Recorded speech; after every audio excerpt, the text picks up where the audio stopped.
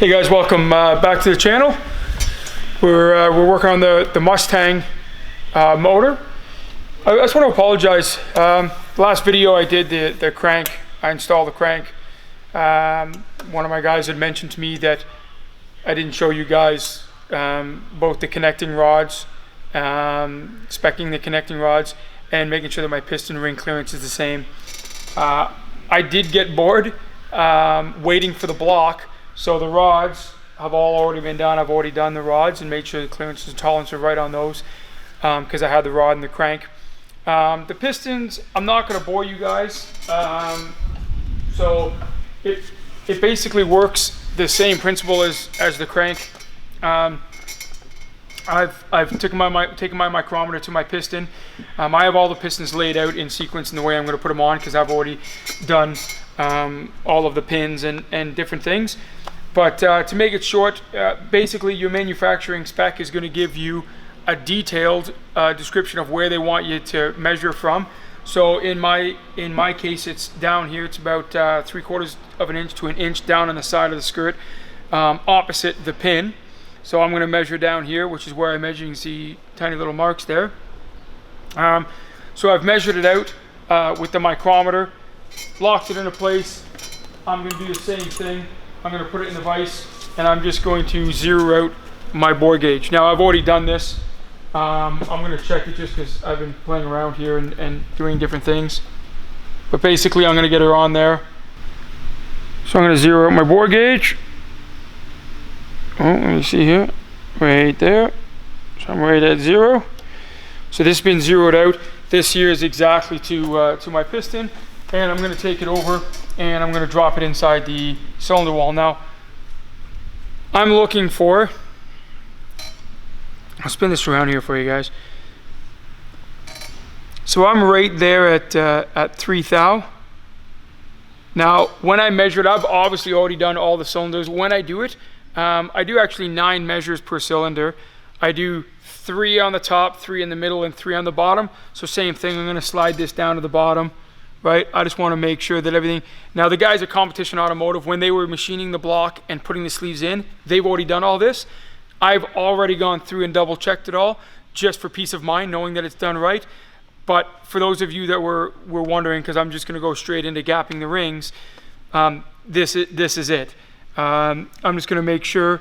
So with the manufacturing specs of your pistons, it'll come with something that looks something along these lines here. It's going to tell you, there's my motor. This is uncoated. I have a coated skirt because I've put the coating on. So again, I'm looking for about 3 thou of an inch, which is exactly where I am. So everything that I have is already in spec. I apologize. I don't know what bores you guys and what you guys are interested in seeing. So you know, when I'm doing the pins and making sure that they're in the spec and I'm doing the rods, I just assume that, you know, there's a million videos out there on YouTube, guys.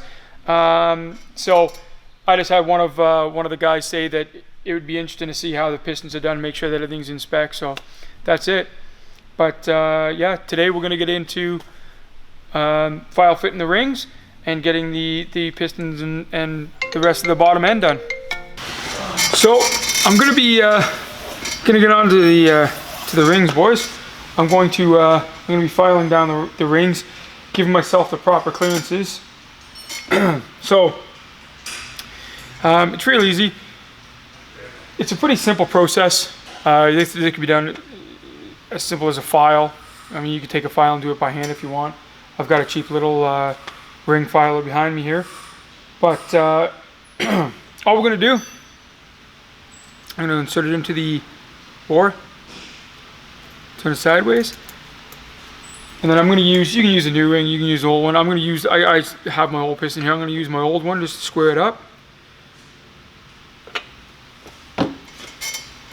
Get out the,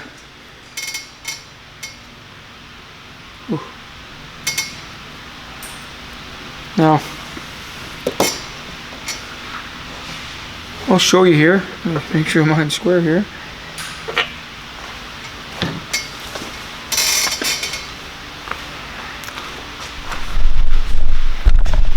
I'll show you. I don't know if you can see that, guys. Sorry for the lighting. There is no gap whatsoever. So quite a bit of material has to come off of this one here. They're probably all going to have to be done like that. I'm using the Total Seal AP rings. Now, they are a performance ring. I mean, in my opinion, they're one of the best, probably the best. So they're gonna make them all tight, because most of the people that are installing these rings, by making them that tight, they're kind of forcing you to file fit them. They're not really giving you much of an option as far as just sliding them in without fitting them, because there's no ring gap whatsoever.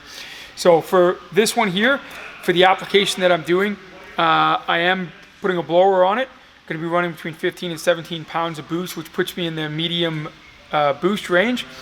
So for these rings here, they suggest 7 thou per inch of bore, and with a 3.63 inch bore, it puts me right around 25 thou clearance that I'm looking for in my ring gap. And right now I have none. So I'm gonna file some away. Again, you're gonna see me check multiple times. I'd rather sneak up on where it's supposed to be rather than just trying to file it all away and file away too much and then need new rings. So I'm gonna file a little bit away, check, file a little bit away, check, file a little bit away until I get the clearance I'm looking for, guys. One more thing worth mentioning is you never want to file outwards or up. You always want to file it down or in if you're using. So if you're using a hand file and you're doing like this, you definitely want to slide to the outside and file inwards. When you're using a piston ring filer, you definitely want the top side up, be filing down, and you want to keep this as square and true as possible. So.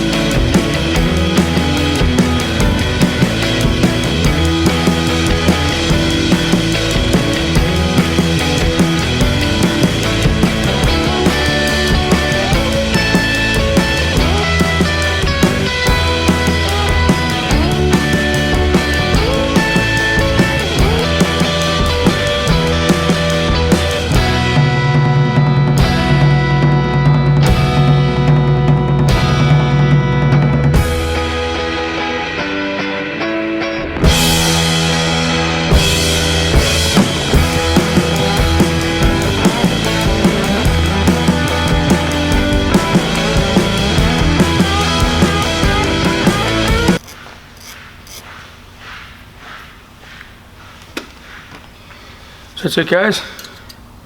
I'm gonna give it one last final check here. Use this one here. I'm gonna slide this down my piston. Make sure that everything's even. Take my 25 thou feeler gauge. Perfect. It's nice.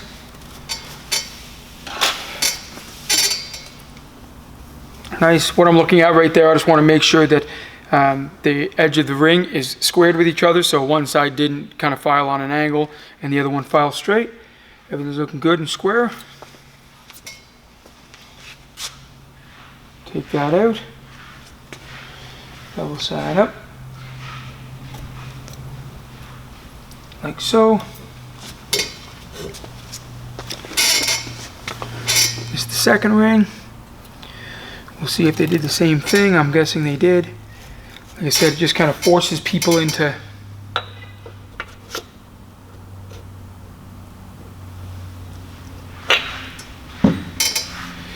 so they left a bit of a gap on this one. This one isn't as tight as the top one.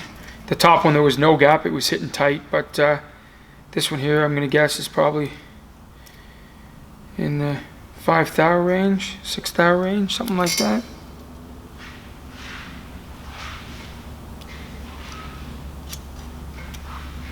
So 6 thou, and for this ring set, number 1 and number 2 ring, the top and the middle ring, and the second ring have the same spec. So it's 7 thou per inch of bore. So I'm looking for 25 thou, the same as my top ring.